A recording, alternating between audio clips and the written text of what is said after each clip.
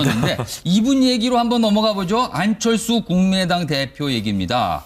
요새 안 대표가 동해번쩍 서해번쩍 합니다. 그런데 문제는 동쪽 호남에 가서는 호남 홀대론을 얘기하고 있고요. 서쪽인 영남에 가서는 영남? 제가 반대로 얘기했네요. 서쪽인 호남이고 동쪽인 영남이죠. 동쪽인 영남에 가서는 영남 홀대론을 또 얘기하고 있습니다. 이러다가 전국 홀대론을 다 들고 나오는 게 아닌가 싶긴데 저희가 영상으로 준비했습니다. 화면 보고 이어가겠습니다. 새만금 사업. 문재인 대통령은 속도감이 중요하다며 핵심 인프라를 빠른 시일 내에 확충하겠다고 공언했습니다. 그러나 여전히 새만금 전주 간 고속도로 사업 예산은 75% 삭감되었고 새만금 국제공항 예산은 한 푼도 책정되지 않았습니다. 새만금 관련 6개 사업에 대해서 5,610억 예산 신청했지만 50% 이상인 3천억 정도가 삭감됐습니다. 대구 SOC 예산 9개 사업에 2,124억 원 신청했는데 4분의 1뿐인 652억만 책정됐다는 소식에 저도 놀랐습니다. 대통령 공약인 달빛철도 사업마저 신청한 예산 전액 삭감됐습니다.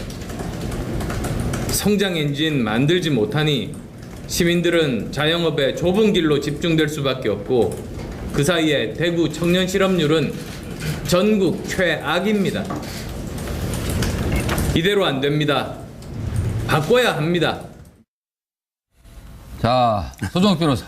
안철수 대표 왜 저런 모습인 걸까요? 저는 이게 좀 약간 부적절하다고 보는 게요. 일단 이게 안철수 대표가 새 정치를 들고 나왔잖아요. 그런데 새 정치라는 게 저는 가장 중요한 게 두 가지가 일단 이게 정당의 민주화, 권위주의 1인 정당이 아니고 민주화. 그다음에 두 번째가 바로 저는 지역 정치, 지역 감정 타파. 이게 중요하다 보는데 그런데 호남에 가서는 호남의 예산이 다 삭감됐다. 또 이게 영남에 가서는 영남이 됐다. 제가 보기에 영남은 또 팩트인지도 모르겠어요. 왜냐하면 박지원 원내대표잖아요.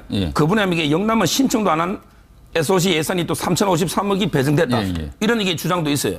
근데 이런 SOC 예산은요, 지금 이게 복지가 좀 강화되면서 전체적으로 이게 많이 삭감이 됐고. 그래서 제가 아까 말씀드린 그렇게 따지면 전국 홀대론 아닌가라는데. 그래서 이게 다 이게 예산 당국이나 국토부나 이게 다 감안해서 이게 배정했기 때문에 저는 이게 지역마다 다니면서 다 홀대된다면 이거는 이게 지역 감정을 어떤 지역주의를 조장하는 거잖아요. 그래서 이게 안철수 대표의 새 정치하고도 안 맞고 그래서 저는 이게 비판적으로 보는 거예요. 지역주의를 원래 조장을 해도 한 곳에 가서 홀대라고 해야지 여기저기 가서 다 홀대라고 그러면 이게 통하나요? 꼭 우리 선거 운동할 때 선거 유세하는 것 같아요. 이 지역구 같은 데도 오면 어느 도에 가면 당신들 사는 이 동이 제일 낙후됐습니다. 책임지겠습니다. 그렇게 얘기하거든요. 딴 동 하면 또 그렇게 얘기를 해요.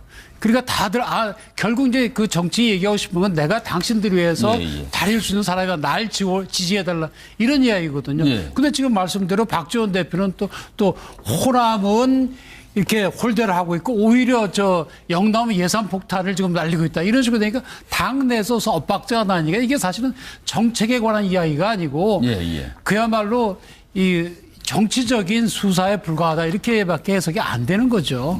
알겠습니다. 자, 김남욱 변호사는. 사실 이제 안철수 대표가 정말 내년 지방선거에서 패배한다라고 하면 정말 이제 끝이다라는 어떤 그런 절박감 때문에 이런 어떤 홀대론을 들고 나온 것 같은데요. 사실과도 완전히 다릅니다. 지난해에 비해서, 그러니까 올해에 비해서 내년도 예산 같은 경우에는 SOC 예산이 전체적으로 22.9%가 줄었습니다. 그렇게 줄은 이유는 복지나 교육 이런 어떤 사람 중심의 예산으로 바뀌고 어떤 건설이나 시설 투자를 좀 줄였기 때문에 전체적으로 전 지역적으로 줄은 것이고요. 그렇기 때문에 지금 이제 안철수 대표가 이야기하는 이 호남 홀대론이나 이런 영남 홀대론 자체가 사실은 거짓 데이터에 기반한 왜곡입니다. 그러니까 주장하는 내용 자체도 거짓말이니까 사실은 정치인이 이런 주장을 하는 것 자체가 홀대론 또 주장할 때 보면 숫자를 많이 얘기합니다. 그러니까 대표적인 게 호남에 KTX 복선화 관련된 예산이 배정이 95%가 삭감이 됐다라고 이야기를 하는데요. 내년 예산이 올해 예산보다 오히려 내년 예산이 2배가 더 늘었습니다. 그러니까 신청한 예산에 비해서는 줄었지만 올해 예산보다 더 예산이 늘었는데도 불구하고 신청한 예산보다 줄었다라고 하면서 삭감한 부분만을 부각시켜가지고 홀대를 하고 있다라고 이야기하니까 사실상 이것은 어떻게 보면 정치인이 데이터를 가지고 거짓말을 했다라고 보기 때문에 정말 나쁘다고 생각이 되고요. 정말 안철수 대표가 국민들의 마음을 얻겠다라고 한다면 이런 어떤 홀대론이나 이런 것을 해서는 안 된다라고 생각이 됩니다.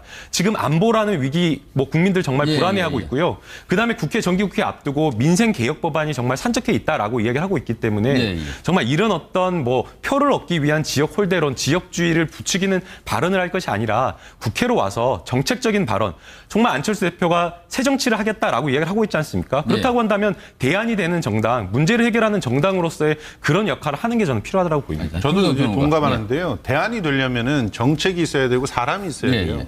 그런데 사람 만나려고 하는 노력들은 별로 안 해요. 인재를 찾아가서 읍소하고 만나고. 그 문재인 대통령 되시기 전에 후보 시절에 계속 그런 행보했잖아요. 그러다가 자기와 결이 다른 사람들과 만난다고 해서 욕도 많이 먹었고. 그렇지만 안철수 후보가, 그러니까 안철수 지금 대표가 해야 될 일은 계속적으로 지방선거를 대비해가지고 어떤 인재들을 갖다가 내가 할 수 있을 것인가 설득하고 가치관을 동지들을 갖다 만드는 게 우선이고 두 번째는 자기가 갖고 있는 정책들이 있어요. 정책이 없는 사람들이 아니거든요. 그런데 정책을 얘기하기 전에 프레임을 먼저 얘기한단 말이에요. 그리고 프레임을 얘기하다 보니까 그 프레임을 뒷받쳐 줄 수 있는 이런저런 통계들을 막 갖다 쓰기 마련이고 그러다 보면 잘못된 통계들까지도 이렇게 쓰게 되는 것인데 지금 제일 먼저 강철수도 중요하지만 진짜 강한철수가 되기 위해서는 동지와 정책이 있어야 된다는 사실을 다시 한번 느꼈으면 좋겠습니다. 당신들이 홀대받고 있다 이렇게 얘기하면 내 편이 될까 그런 생각을 하는 걸까요? 그게 착각이 아닐까 좀 많은 분들이 걱정을 해주셨습니다. 자, 이분 얘기도 좀 해보죠. 추미애 더불어민주당 대표. 오늘도 대표 얘기들이 참 많이 나오는데 김희수 헌법재판소장 후보자 국회에서 부결됐죠. 사태 이후에 국민의당을 향해 땡깡을 부린다.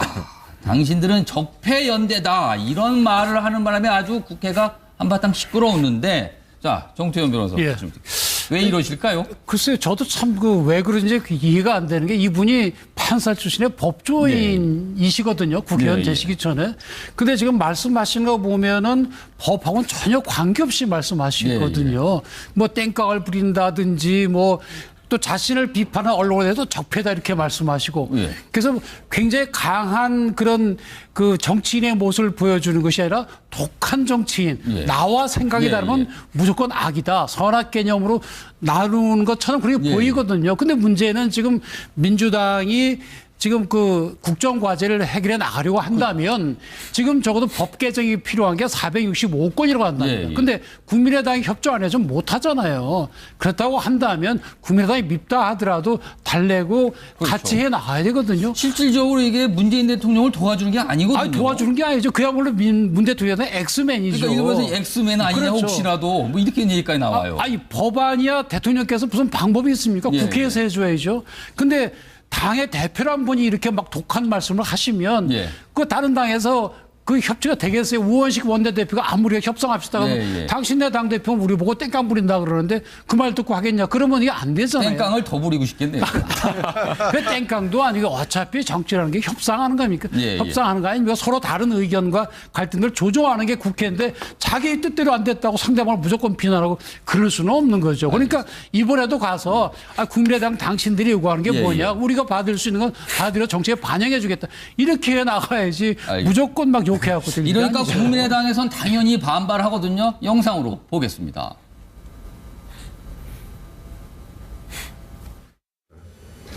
추미애 대표는 부결에 대한 모든 책임을 국민의당 탓으로 돌리며 땡깡이니 골목대장질이니 시정 잡배 수준의 망언과 궤변만 늘어놓고 있습니다. 또한 더 이상 형제당이 아니다고 했습니다.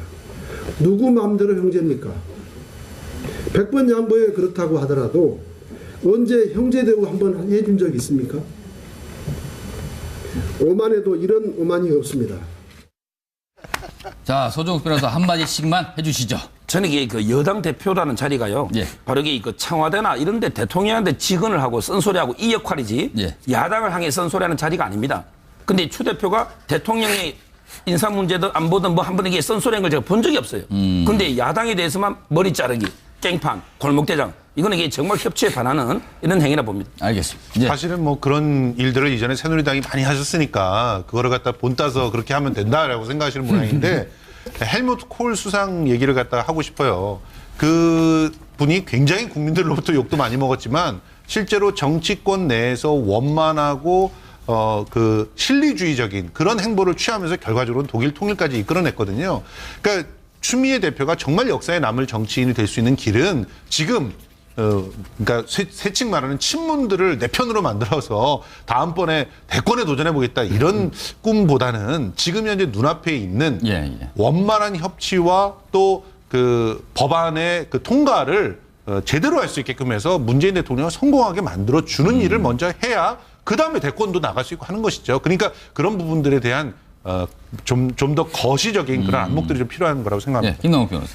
네, 이제 추미애 대표의 발언이 조금 과한 측면이 있는데 아마 더불어민주당 여당 입장에서는 김희수 헌법재판관 입장에서는 어떤 도덕적인 기준이나 재판관을 하는 동안에 여러 가지 어떤 흠결이 없었는데도 불구하고 정치적인 이유로 야당이 부결시켰기 때문에 이 부분과 관련해서 너무나 이제 충격적인 결과가 나왔기 때문에 아마 이제 좀 격한 발언이 나왔던 것으로 보이고요. 다만 이 부분과 관련해서 결국에 여당이라고 하는 지금 상황이 과반을 획득하지 못한 상황이고 야당의 협조가 있어야지 앞으로의 정국을 헤쳐나갈 수 있는 상황이기 때문에 조금 충분히 비판을 할 수 있는 만한 사안이었지만 이 정국을 헤쳐나가기 위해서 조금 겸손한 자세로 사과를 하고 이 국면을 좀 풀어나가는 게 여당 대표로서 좀 필요하지 않나 생각이 듭니다. 김남욱 변호사는 굉장히 애써 조금 뭔가 좀 이렇게 해명을 해주시는 느낌이 좀 있었습니다. 알겠습니다. 자, 이번에는 북한과 관련한 우리의 무기의 문제점 한번 짚어보겠는데 북한이 15일이죠. 중거리 탄도미사일 화성 12형을 발사했는데 더더군다나 이번에는 이동식 발사대에서 발사를 했기 때문에 굉장히 신속한 발사가 가능하다. 이런 분석이 나오고 있어서 우리가 굉장히 걱정을 하고 있는데 이와 관련해서 문재인 대통령이 우리 군은 강력한 응징을 한다. 북한을 재기불능에 빠뜨릴 능력이 있다. 이렇게 얘기했습니다. 그 문재인 대통령의 발언 저희가 한번 들어보도록 하겠습니다. 이런 상황에서는 대화도 불가능합니다. 북한이 진정한 대화의 길로 놓을 수밖에 없도록 국제사회의 제재와 압박이 한층 더 옥죄어질 것입니다. 우리에게는 북한이 우리와 동맹국을 향해 도발해올 경우 조기에 분쇄하고 재기불능으로 만들 수 있는 힘이 있습니다. 대통령님 승인을 받아 현무2 탄도미사일을 도발 원점인 순환 비행장까지의 실제 거리를 고려하여 동해상으로 실사격을 하였습니다. 자, 지금 저희가 대통령과 군 당국의 강력한 각오를 밝히는 발언을 들어봤는데 그런데 이게 뭡니까? 북한이 도발한 날 우리가 현무 미사일을 2발을 원점 타격할 능력을 과시한다고 쐈는데 한 발이 그냥 추락해버렸습니다. 이래갖고 재기불능 만들 수 있겠나 싶기도 한데 손정욱 변호사 어떻게 저는 이게 그 핵이라는 거는요. 이게 절대 무기입니다. 절대 무기. 게임 체인저.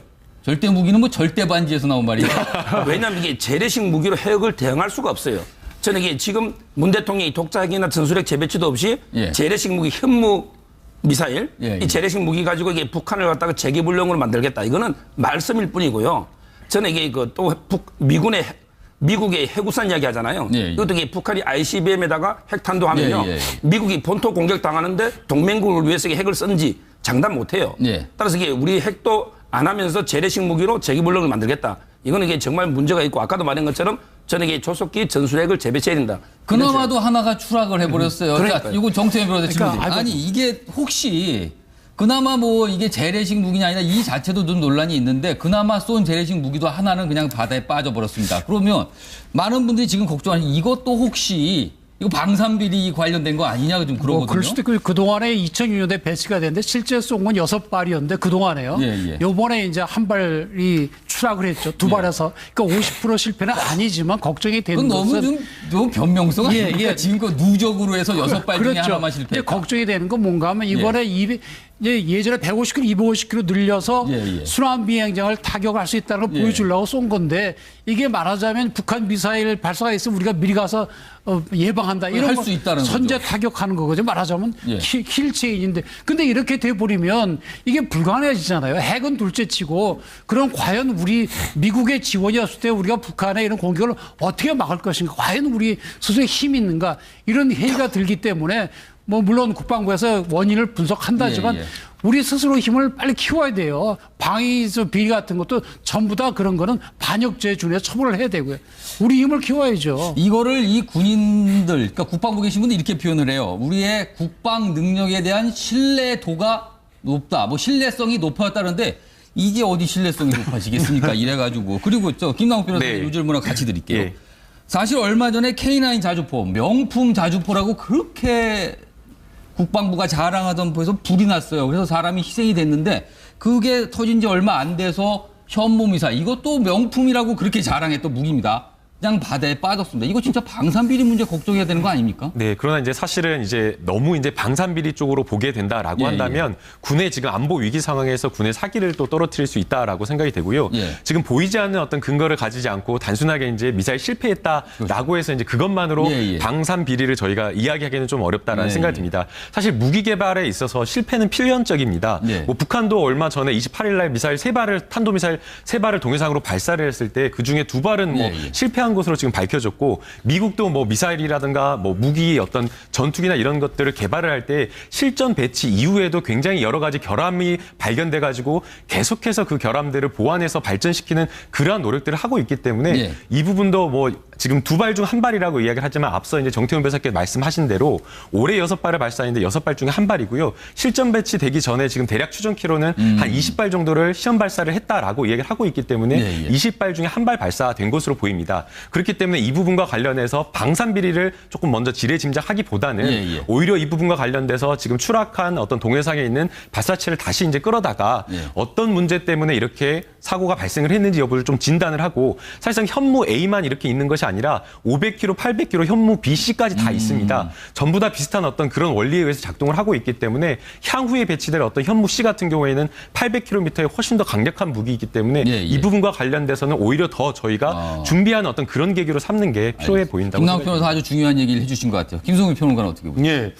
사실 뭐 문제가 되고 있는 것을 굳이 축소시켜서 얘기할 필요는 없을 것 같고요. 지금 방산비리와 연관이 있는지는 엄밀한 그 내사를 통해서 일단은 확인을 좀 해봐야 될 것 같습니다. 그런데 우연히 겹치는 것은 우연이 아니거든요. 필연이거든요. 그리고 지금 그 정황상으로는 굉장히 뭐 카이 같은 경우도 뭐 그냥 낙하산으로 막 사람들 아무나 들어갔잖아요. 그런 상황에서 제대로 된 무기들이 잘 만들어졌을 거라고 낙관하는 것 자체가 오히려 위험입니다. 그러니까 우리가 그 계속적으로 강화시켜 나갈 것들은 강화시켜 나가되 기본을 충실하게 한다는 측면에서 수사도 하고 또 필요하다면은 그 방산비리에 대한 엄한 처벌들도 좀 여기에서는 엄한 처벌이 일벌 100개의 그런 효과를 가진다고 보거든요. 청소년들이 아니잖아요. 그러니까 정확하게 처벌을 해서 다시는 방산비리가 뿌리 내지 못하도록 해야 될 필요는 있다고 봅니다. 근데 이게 단순히 비리 문제가 아니고 사실 무기체계 도입하고도 관계가 있는 문제인데 우리 무기의 대부분은 미제입니다. 미국에서 우리가 어마어마한 돈을 주고 사고 오거든요. 근데 그리고 미국 입장에서는 우리 스스로 무기를 개발해서 우리 자주적으로 할 수 있는 걸 원하지 않아요. 저 미국의 영향력을 행사하고 싶어 하고 그러다 보니까 미국에서 뭐 무기를 팔 때는 예를 들어서 소프트웨어 필요하잖아요. 새로 그 개선되는 거 돈을 또 받아요. 로열티를. 그다음에 많은 돈을 주니까 우리 스스로 이걸 개발을 해야 됩니다. 자, 무기를 개발하다 보면 뭐 실수도 할 수 있고 실패도 할 수 있지만 지금 때가 민감한 때 발생한 추락이라서 더 관심을 끄는 것 같습니다. 자, 이번 순서는 사건 핫 이슈입니다.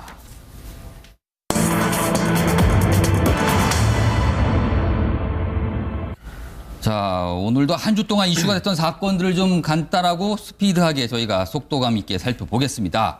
맞아야 운동을 할 수 있다. 그러면서 선수들을 폭행한 야구 코치가 있다고 합니다. 김남욱 변호사, 이건 무슨 일입니까? 아직도 이런 일이 있는가라는 생각이 들 정도인데요. 고등학교에 있는 야구부에 소속된 그 코치가 본인이 이렇게 지도하는 그 야구 부원 한 20여 명을 상습적으로 한 2년간 부임한 때부터 야구 배트나 이런 것들로 때렸다라는 것인데요. 그 때린 이유를 보게 되면 굉장히 사소한 뭐 뭔가 이렇게 제대로 하지 않았다라는 거나 뭐 본인한테 뭔가 좀 태도가 불순했다는 아주 사소한 이유로 폭행을 했다라고 이야기를 하고 있고요. 소위 말해서 간단히 지적하면 되는 것을. 그렇죠. 그러니까 이유가 없는 폭행이고 사실 맞는 입장에서도 학생들 입장에서도 그림에 나오고 있는데 너무 심각하기 때문에 저건 정말 상상을 불허하다라고 입원을 해야 되는 상황 아닌가요? 정상적으로 저희 이거는 중상의 이상으로 봐야 될 것 같고요. 그래서 처음에 부임했을 때부터 나한테는 맞아야 된다, 맞아야지 야구를 할 수 있다라고 이야기를 하고 있기 때문에 너무나 충격적인 것 같습니다. 알겠습니다. 김성호 평론가. 그런데 문제는 이게 굉장히 만연된 건데 2년 동안은 거의 묻혀 있다가 최근에서야 다른 코치가 얘기를 하면서 드러났다. 이게 또 문제거든요. 그렇다면 이런 건이 이런 학교에만 있겠는가라는 거 생각 안 할 수가 또 없어요. 그러니까요. 지금 보면 학교 측에서 쉬쉬하고 덮었다는 거 아닙니까? 그래서 여러 차례 문제 제기를 학생들이 했는데 그것이 다 무마됐다는 것이에요. 그러니까 스포츠계, 또 예술계 이런 쪽에서 있는 폭행을 더불어서 저질러지는 인권 침해 사례는 굉장히 광범위하고 뿌리가 깊습니다. 이 부분에 대해서는 확실하게 이번 기회에 뿌리를 뽑아야 된다고 생각하고요. 이런 폭력들이 어른들에 의해서 아이들에게 자행이 되니까 아이들은 그걸 보고 고스란히 자기가 또 힘이 있을 때 다른 아이들한테 이런 폭행을 하는 겁니다. 그러니까 정말 제대로 된 청소년 범죄를 막기 위해서라도 이런 야구 코치들은 불구속 입건했잖아요, 이번도. 확실하게 구속해서 다시는 이런 일들을 하지 못하게 만들어야 된다. 이게 어떻게 교육입니까? 이런 폭력이죠. 지금 보면 사실은 이 관련된 분이 전 폭력을 행사한 코치, 이거를 외부에 알려서 이렇게 폭로를 한 코치인데 사실 폭력을 행사한 코치는 해임한데 그건 남아 있고요. 그걸 알린 코치는 소위 말해서 잘렸습니다. 그렇죠. 제가 학교에서는 성적 부진이라고 하지만 제가 보기에 약간 보복성이 있는 것 같고요. 물론 폭력을 행사한 분도 이제 일괄적으로 수사 후에 그만둔다는 말이 있긴 한데. 그러니까 추가적으로 조치를 취할 수 있다 학교 측의 얘기인데 일단 눈에 보이는 거는 참 묘합니다. 이거. 그렇죠. 지금 이게 보복성으로 저는 보이고요. 그다음에 제가 한 말씀만 딱 드리면 지금은 이게 일책 학교 폭력은 허용이 안 됩니다. 옛날에 판례는요. 옛날에는 이게 목적이 정당하고 방법이 적절하고 피해가 아주 최소성일 때는 제한적으로 이게 훈육 차원의 옛날에 이게 폭행이 됐지만 체벌이 지금 이게 아예 안 되고요. 가정에서도 이게 제가 말하는 제한적 조건을 하게 되기 때문에 이분의 행위는 어떠한 이게 변명도 통하지 않는다. 이래 보입니다. 이게 이렇게 운동부 쪽에서는 집단 폭력, 특히 이제 지위에 근거한 폭력이 나오는데 저는 이게 사회적으로 원인을 정확히 제가 연구한 바는 아니지만 이게 군대 문화에서 온 걸로 보이고 그 군대는 일본 제국주의 하에서 포갑적으로 밑에 사람을 다스리기 위해서 만들어진 그 문화거든요. 더더군다나 일본 지배하에 조선 사람들을 지배하는데 제일 좋은 거는 폭력이죠. 그래서 아주 나쁜 연을 가지고 있다고 생각을 하고요. 제가 우리나라 사를 연구한 바는 없지만 우리나라에서 우리나라 예전에 조선시대 고려시대 이때 그렇게 폭력이 있다는 게 제가 못 본 것 같아요. 그렇다고 한다면 이거는 아주 나쁜 식민지 백성에게나 통할 그런 폭력이거든요. 개인 간의 폭력이 아니니까 과감히 근절을 해야 되고 성적이 나쁜 코치보다는 폭력하는 것처럼 훨씬 더 해악이 큽니다. 마땅히 해임하는 게 맞죠. 그런데 또 관련해서 이게 한 여고 태권도 팀에서는 또 선배가 후배를 글쎄요. 태권도 선수한테 이게 엽차기를 한 건가요? 아무튼 또 폭력을 행사해서 지금 문제가 또 되고 있거든요. 운동선수들 사이의 이 폭력. 이게 심각해 보이긴 합니다. 굉장히 심각해 보이는데요. 앞서 이제 정태훈 변호사님께서 일본의 이야기를 해줬었는데 일본 사이타마현에서 올 6월에 축구부 그 코치가 학생을 폭행한 사건이 있었습니다. 이 폭행의 정도로 비교하면 훨씬 더 지금 저희가 다룬 사건보다 경미합니다. 주먹으로 이제 가슴을 여러 차례 때린 정도인데요. 그 사건에서 일본의 대응은 어땠냐면요. 일본의 교장 선생님이 언론에 기자회견을 하면서 사과를 했고요. 코치가 직접 그 폭행을 가한 코치가 나와서 정중하게 학생과 학부모 그리고 국민들을 대상으로 사과를 공개했군요. 얼굴을 공개 그 가해자는 이제 약간 이제 모자이크 처리가 되었었는데요. 그래도 이렇게까지 나와서 언론에 공개까지 되면서까지 사과를 할 정도로 하는데 우리 같은 경우에는 더 심각하고 더 큰 사안인데도 불구하고 아까 앞서 소영욱 변호사께서 말씀을 하신 대로 학교 측의 조치는 굉장히 미온적이었다는 거죠. 그렇기 때문에 앞서 이제 김성숙 평론가께서 말씀하신 대로 이러한 사건이 터진다라고 한다면 우리 학교에서도 이것을 교육적인 목적이다라는 이유로 합리화하거나 정당화하려는 그렇게 해서는 안 된다라고 보이고요. 정말 온종주의로 볼 것이 아니라 일벌백계 하는 게 저는 필요하다고 보입니다. 알겠습니다. 이번에도 좀 생각해볼 만한 사건이 아닌가 싶은데 간단히 좀 소개를 해보면 지금 반려견, 애완견을 기르시는 분이 한 800만 명 정도 된다고 추정이 되고 있다고 합니다. 그런데 목줄을 매지 않은 채 반려견을 끌고 길에 나시는 분들 많은데 이거와 관련해서 최근에 사람이 다치는 사건이 발생했습니다. 김남국 변호사. 뭐 엘리베이터에서 몸싸움 벌어져 다쳤다는데 이게 어떻게 된 내용입니까 이거는?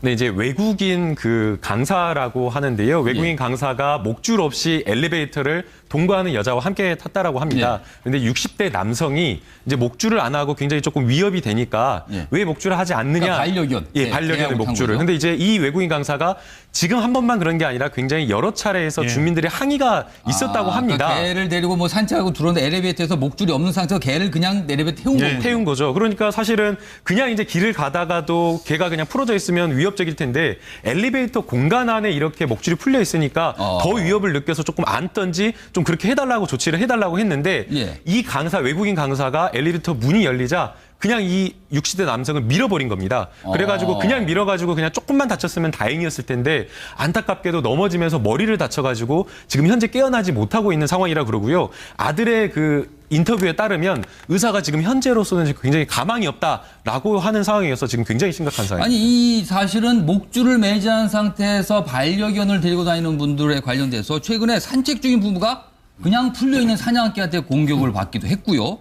그리고 뭐 충남입니다. 충남에서는 진돗개가 사람을 목줄이 풀린 채로 돌아다니는 진돗개가 사람을 물기도 했고 그래서 크게 뭐 숨졌다는 얘기도 나오고 있습니다. 그리고 부산에서는 대형견이 역시 목줄을 매지 않은 대형견이 물어서 아주 중상을 입었다는 얘기가 나오고 있거든요. 소정 변호사.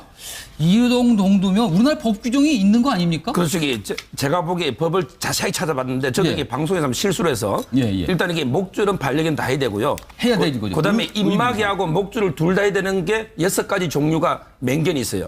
저도 이게 그걸 착각을 해가지고 저도 이게 조그만 그 애완견들은 목줄 안 해도 되는 줄 알았거든요. 근데 그러면 좀 나눠서 보죠. 만약에 보통 보는 게 치와 같은 작은 개들도 목줄은 무조건 해야 되고 밖에 나올 때 무조건 목줄을 해야 되는 거고. 그렇죠. 그다음에 입마개까지 하는 거는 맹견 6가지 종류. 사람한테 덩치가 좀 크고 사냥개 같은 개들. 그렇죠. 이게 2개가 돼 있는데 저는 이거와 관련해서 딱 세 개를 말씀드리면 아까 말한 것처럼 이게 일반 국민들 중에 규정을 잘 모르는 분이 있어요.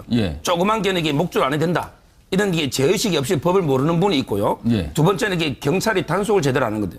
이게 개 중에 조그만 개들은 너무 목줄 안 하면 그럼 이게 과태료를 때릴 수 있잖아요. 얼마를 받습니까? 보통 이게 10만 원대 1회는 그렇게 알고 있는데 이게 과태료라든지 이걸 단속을 하면 되는데 그걸 안 하다 보니까 또 이게 문제가 생기고요. 마지막에 가장 중요한 거는 맹견들이 사람을 이게 물거나 상해를 입혔다. 이런 경우는 제가 보기에 주인한테 엄청나게 이게 과실치상이 되기 때문에 민사도 돼요. 왜냐하면 이게 손해배상도 해줘야 되고 처벌까지 민형사 조치를 해야 된다 이렇게 봅니다. 정치입니다. 그런데 사실 목줄을 안 하고 다니는 게 주변에 많이 다닙니다. 또 엘리베이터 타도 뭐 그냥 오는데 그거 볼 때마다 이거를 신고도 할 수 없는 놀이고. 그게 이제 과태료를 부과돼 그 과태료 자체가 50만 원 이하로 되는데 각 시도에서 정하니까 실제로 한 5만 원밖에 안 하죠. 근데 그게 이제 처벌이 문제가 아니고 이제 애완 동물이 1,000만 마리라 그러지 않습니까? 그리고 부를 때 뭐랍니까? 우리 아이라고 부르죠. 우리 가족입니다. 그렇다고 한다면 우리 가족이 근데 문제는 우리 가족이 판단력이 없잖아요. 기본적으로 야생에서 살 때는 맹수입니다. 풀 뜯어먹는 게 아니거든요. 개 주인께서는 가족일지 모르지만 다른 사람들은 그냥 개거든요. 그런데 우리 가족이 외부에 나가 딴 사람한테 해를 끼치면 안 되잖아요. 그러니까 이 해를 끼치지 않도록 목줄을 반드시 해야 되고 또 가다 사고를 날 수도 있기 때문에 개 스스로를 보호하기 위해서도 목줄이 있어야 되거든요. 그러니까 이게 이제는 말하자면 펫티켓이랍니까? 애완동물에 대한 에티켓이 필요해요. 그래서 지금 강동구청에서 무슨 서당께 그런 그 5주짜리 프로그램을 만들었답니다. 강아지들을 데리고 와서 교육을 시키는 서두른 거구나. 당신에게. 그래서 이제 이 강아지들이 어떤 이상행동을 벌일 때 문제점과 교정 방법 그런 걸 가르친대요. 그래서 우리는 이제 같이 살아가야 되니까 우리 강아지들에 대해서 교육을 시키고 내가 좀 더 잘 챙겨서 개를 싫어하는 사람이나 좋아하는 사람 같이 공존할 수 있는 이런 사회를 만들어야 되는 인식이 필요합니다. 김성수 변호사, 이 반려견을 키우신 분들한테 왜 목줄을 위험해 보이는데 왜 목줄을 안 매세요? 그럼 대부분 우리 개는 안 물어요 이렇게 얘기를 하거든요. 통상적으로. 더 이상 뭐 할 말은 없어요, 그러면은. 목줄을 안 매도 되는 개는 없습니다. 실제로 이거는 동물자유연대와 같은 그런 애완견 보호 그 단체에서 강조하는 얘기입니다. 반드시 목줄을 개고 또 반드시 분변을 처리할 수 있는 그런 준비도 없이 개를 키우려면은 개를 안 키우는 게 낫다. 이렇게 얘기를 강력하게 하고 있어요. 왜냐하면 그 다수의 정말 애완견을 잘 키우는 분들이 피해를 입기 때문이거든요. 반드시 목줄을 하고 그리고 아이들을 정말 사랑한다면 목줄에 편안하게 적응할 수 있게끔 훈련을 해주고 그리고 그 돌발적인 사고들이 일어나지 않도록 평소에 아이들을 잘 훈육하는 것이 애완개를 키우는 그 가족으로서 마땅한 일이라고 봅니다. 이 엘리베이터 같은 데 사실 탈 때는 사실 목줄을 안 쓰면 최소한 주인 입장에서는 개를 좀 안고 있는 게 예의가 아닐까 싶기도 한데. 안아도 그걸 뛰쳐나와서 그 물수가 있기 때문에 제어를 할 수 있는 그런 장치가 꼭 필요합니다. 사실은 아까 제가 말씀드렸지만 반려견, 뭐 애지중지 가족처럼 여기시는 많은데 그렇지 않은 분들에게는 그냥 개로 보이거든요. 동물로 보입니다. 그래서 그런 분들도 있다는 걸 좀 배려해야 하지 않을까 싶습니다. 자, 오늘 준비한 내용은 여기까지입니다. 시청해 주신 여러분 고맙습니다.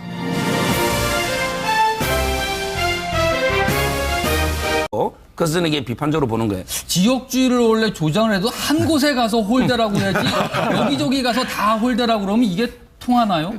꼭 우리 선거 운동할 때 선거 유세하는 것 같아요. 여기 지역구 같은 데 보면 어느 도에 가면 당신들 사는 이 동이 제일 낙후됐습니다. 책임지겠습니다. 그렇게 얘기하거든요. 딴 동 하면 또 그렇게 얘기를 해요. 그러니까 다들 결국 이제 그 정치 얘기하고 싶은 건 내가 당신들 위해서 다릴 수 있는 사람이야. 날 지지해달라. 이런 이야기거든요. 근데 지금 말씀대로 박지원 대표는 또 호남은 이렇게 홀대를 하고 있고 오히려 영남 예산 폭탄을 지금 날리고 있다. 이런 식으로 되니까 당내에서 엇박자가 나니까 이게 사실은 정책에 관한 이야기가 아니고 그야말로 이 정치적인 수사에 불과하다 이렇게밖에 해석이 안 되는 거죠.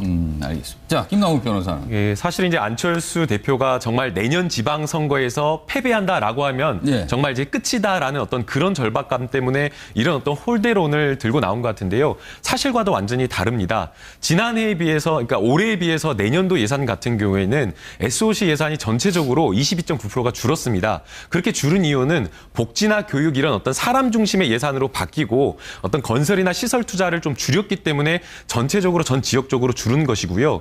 그렇기 때문에 지금 이제 안철수 대표가 이야기하는 이 호남 홀대론이나 이런 영남 홀대론 자체가 사실은 거짓 데이터에 기반한 왜곡입니다.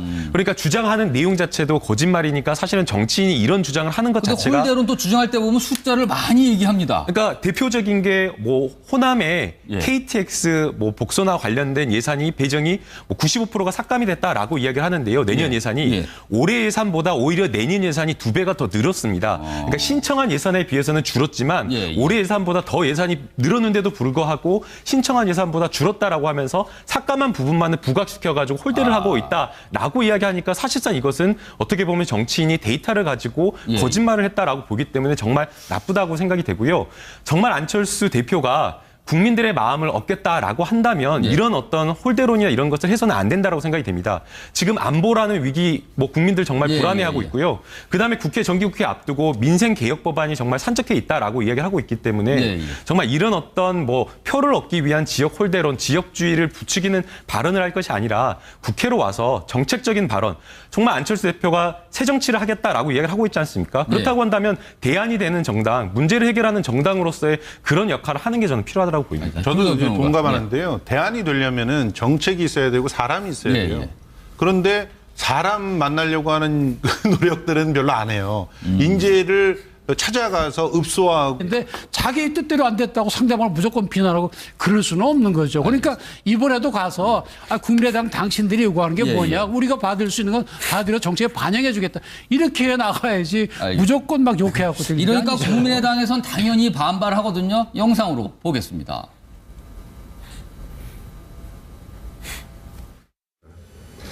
추미애 대표는 도결에 대한 모든 책임을 국민의당 탓으로 돌리며 땡깡이니 골목대장 지지니 시정 잡배 수준의 망언과 궤변만 늘어놓고 있습니다. 또한 더 이상 형제당이 아니다고 했습니다. 누구 마음대로 형제입니까? 100번 양보해 그렇다고 하더라도 언제 형제 대우 한번 해준 적 있습니까? 오만해도 이런 오만이 없습니다. 자, 서정욱 변호사 한마디씩만 해주시죠. 저는 이게 그 여당 대표라는 자리가요. 바로 이게 그 청와대나 이런 데 대통령한테 직언을 하고 쓴소리하고 이 역할이지 야당을 향해 쓴소리하는 자리가 아닙니다. 근데 추 대표가 대통령의 인사 문제든 안보든 뭐 한 번 이게 쓴소리한 걸 제가 본 적이 없어요. 근데 야당에 대해서만 머리 자르기, 깽판, 골목대장 이거는 이게 정말 협치에 반하는 이런 행위라 봅니다. 알겠습니다. 예. 사실은 뭐 그런 일들을 이전에 새누리당이 많이 하셨으니까 그거를 갖다 본따서 그렇게 하면 된다라고 생각하시는 모양인데 헬무트 콜 수상 얘기를 갖다 하고 싶어요. 그 분이 굉장히 국민들로부터 욕도 많이 먹었지만 실제로 정치권 내에서 원만하고 그 실리주의적인 그런 행보를 취하면서 결과적으로 독일 통일까지 이끌어냈거든요.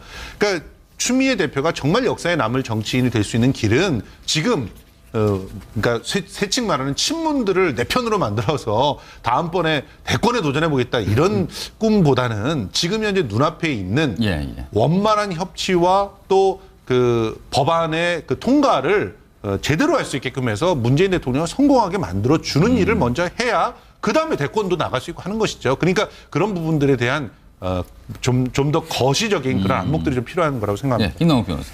네, 이제 추미애 대표의 발언이 조금 과한 측면이 있는데 아마 더불어민주당 여당 입장에서는 김희수 헌법재판관 입장에서는 어떤 도덕적인 기준이나 재판관을 하는 동안에 여러 가지 어떤 흠결이 없었는데도 불구하고 정치적인 이유로 야당이 부결시켰기 때문에 이 부분과 관련해서 너무나 이제 충격적인 결과가 나왔기 때문에 아마 이제 좀 격한 발언이 나왔던 것으로 보이고요. 다만 이 부분과 관련해서 결국에 여당이라고 하는 지금 상황이 과반을 획득하지 못한 상황이고 야당의 협조가 있어야지 앞으로의 정국을 헤쳐나갈 수 있는 상황이기 때문에 조금 충분히 비판을 할 수 있는 만한 사안이었지만 이 정국을 헤쳐나가기 위해서 조금 겸손한 자세로 사과를 하고 이 국면을 좀 풀어나가는 게 여당 대표로서 좀 필요하지 않나 생각이 듭니다. 김남욱 변호사는 굉장히 애써 조금 뭔가 좀 이렇게 해명을 해주시는 느낌이 좀 있었습니다. 알겠습니다.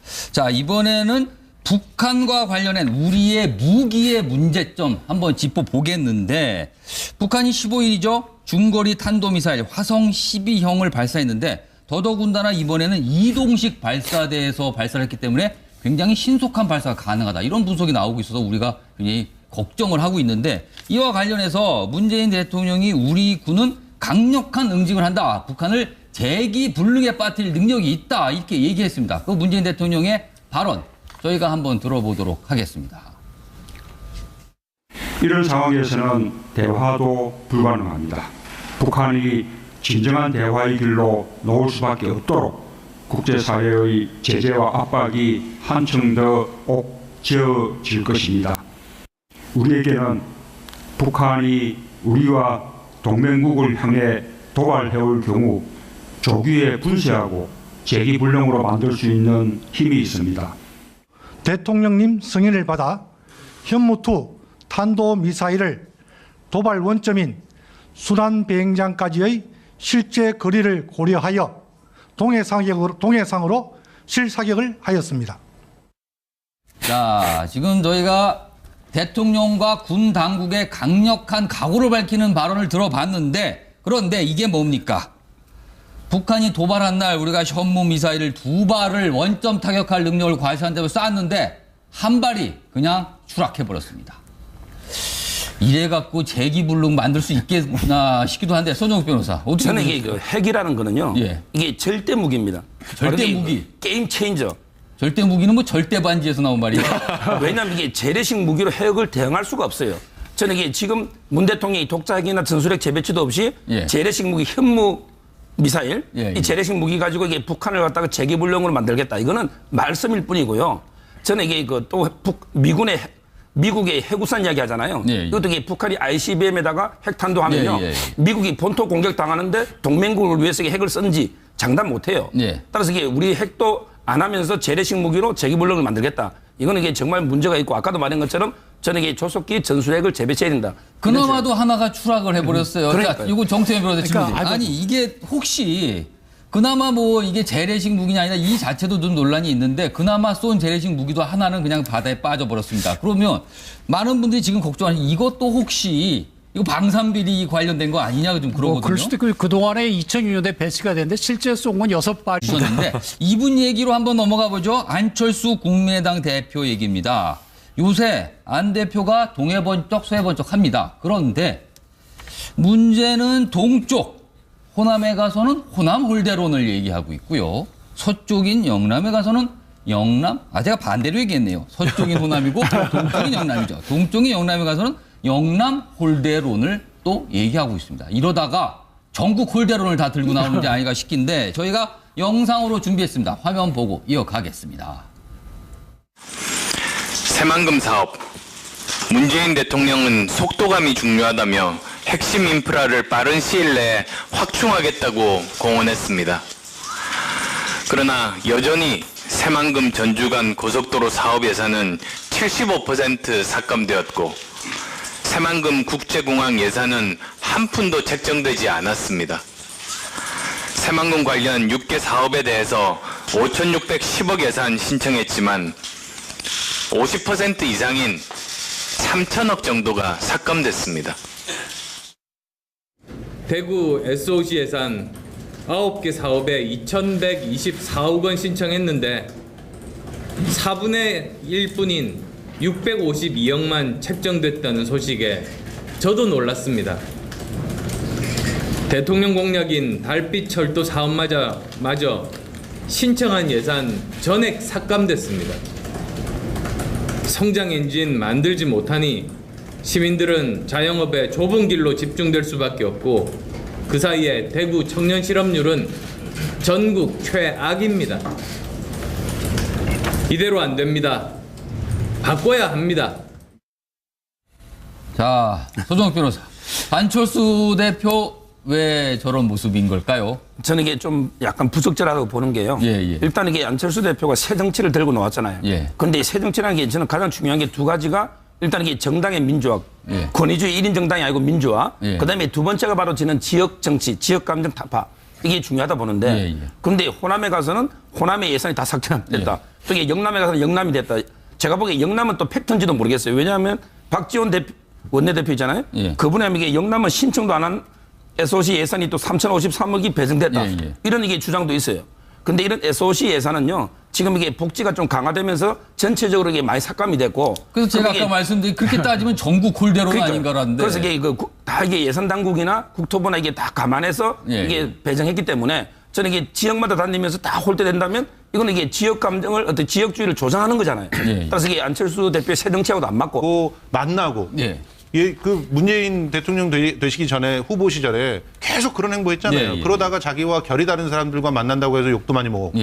그렇지만 안철수 후보가, 그러니까 안철수 지금 대표가 해야 될 일은 계속적으로 지방선거를 대비해가지고 어떤 인재들을 갖다가 내가 할 수 있을 것인가 설득하고 같이 갈 동지들을 갖다 만드는 게 우선이고. 두 번째는 자기가 갖고 있는 정책들이 있어요. 정책이 없는 사람들이 아니거든요. 그런데 정책을 얘기하기 전에 프레임을 먼저 얘기한단 말이에요.